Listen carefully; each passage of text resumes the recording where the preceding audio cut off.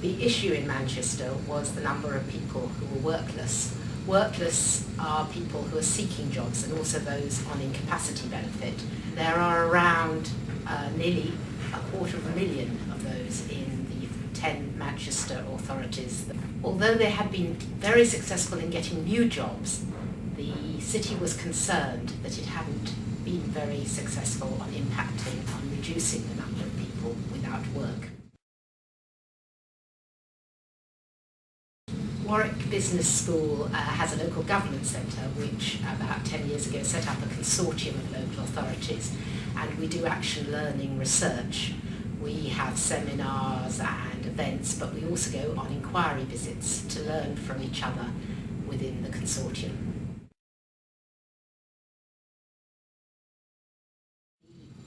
Joint work came primarily, I think, from an initiative of the government under the City Strategy Programme, which sought to bring the 10 local authorities in Manchester together with the key agencies involved and enable them to coordinate their services and offer a far better service at better value for money.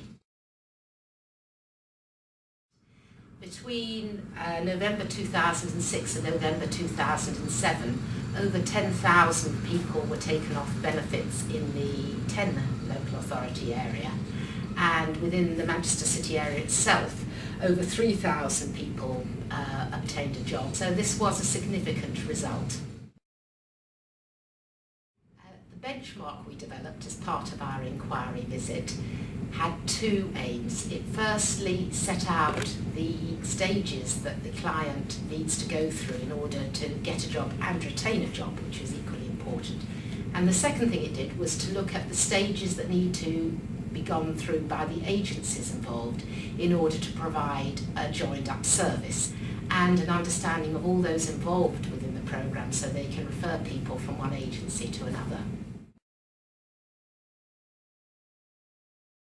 Local authorities can really make a difference, and I think the work we did in Manchester has been extremely helpful in helping us to develop a series of how-to guides which people will find on the IDA site. They contain numerous case studies and useful information going all the way from how to tackle redundancy situations, how the public sector can be involved, how to stop people getting unemployed in the first place, and how to liaise with the voluntary and community sector in delivering a good programme. The recession is clearly going to have a big impact. Unemployment is rising, and the targets that were originally set out for this programme are now unachievable. The programme that Manchester have developed is now more important than ever. Manchester showed they could have a real impact if they focused on unemployment, and they have really focused on unemployment and made a difference and taken some major steps in bringing services together and making them more effective. I believe this is the action that other authorities should now take in order to tackle the very serious problems we're facing with the recession.